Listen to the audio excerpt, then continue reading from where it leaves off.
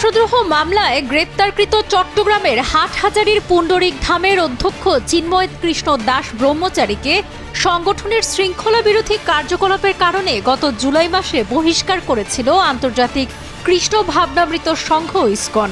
চট্টগ্রামের হাজারীগুলির ঘটনা প্রসঙ্গে গত 9 নভেম্বর রাজধানীর স্বামীবাগ ইসকন আশ্রমে আয়োজিত এক সংবাদ সম্মেলনে ইসকন বাংলাদেশের সাধারণ সম্পাদক চারু চন্দ্র দাস ব্রহ্মচারী এই কথা জানিয়েছিলেন।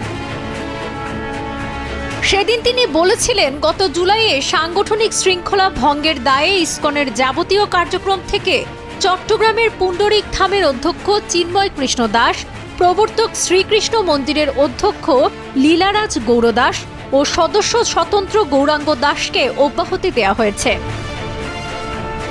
চিন্ময় কৃষ্ণ দাস ব্রহ্মচারী সহ বহিষ্কৃতদের মাধ্যমে সংঘটিত কোনো কার্যক্রমের সঙ্গে ইসকন জড়িত নয় বলেও দাবি করেছিলেন চারু চন্দ্র দাস ব্রহ্মচারী। সেদিন তিনি এও বলেছিলেন, রাষ্ট্রদ্রোহিতা বা সহিংসতার মতো বেআইনি কাজের সঙ্গে ইসকনের কোনো সম্পৃক্ততা নেই।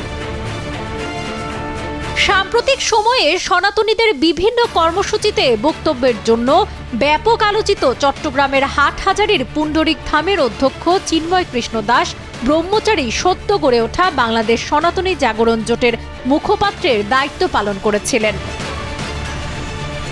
বাংলাদেশি ইসকনের সংগঠকদের মধ্যে অন্যতম চিন্ময় কৃষ্ণ দাস ব্রহ্মচারীকে ভক্তরা চিন্ময় প্রভু নামে ডাকেন। সোমবার ঢাকার শাহজালাল আন্তর্জাতিক বিমানবন্দর থেকে গ্রেপ্তার করে ঢাকা মহানগর গোয়েন্দা ডিবি পুলিশ।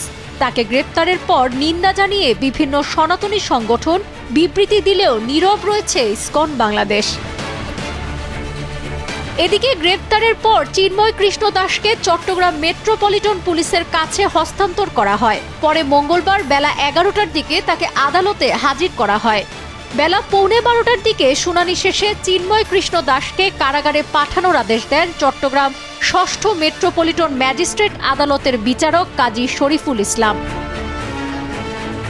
উল্লেখ্য, 25শে অক্টোবর বাংলাদেশ সনাতন জাগরণ মঞ্চ চট্টগ্রামের লালদিঘির মাঠে মহাসমাবেশ করে। ওই সমাবেশে চট্টগ্রাম সহ আশেপাশের জেলা থেকে হাজারো মানুষ যোগ দেন। ওই দিন নিউ মার্কেট মোড়ের 0 পয়েন্ট স্তম্ভ ও আশেপাশের বাংলাদেশের জাতীয় পতাকার ওপর ধর্মীয় গোষ্ঠী ইসকনের গেরুয়া রঙের ধর্মীয় পতাকা স্থাপন করে। এ নিয়ে সাধারণ নাগরিকদের মধ্যে ব্যাপক ক্ষোভের সৃষ্টি হয়। ওই ঘটনায় 31শে অক্টোবর বিএনপি নেতা ফিরোজ খান বাদী হয়ে চট্টগ্রামের কোতোয়ালি থানায় মামলা দায়ের করেন।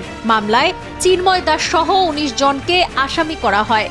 মামলার পরপরই দুজনকে রাজেশ চৌধুরী ও হৃদয় দাস নামে 2 আসামিকে গ্রেপ্তার করে আইন শৃঙ্খলা বাহিনী। সবশেষে গ্রেপ্তার হলেন চিন্ময় কৃষ্ণ দাস ব্রহ্মচারী। সাবরিনা কাজী, কালের কণ্ঠ।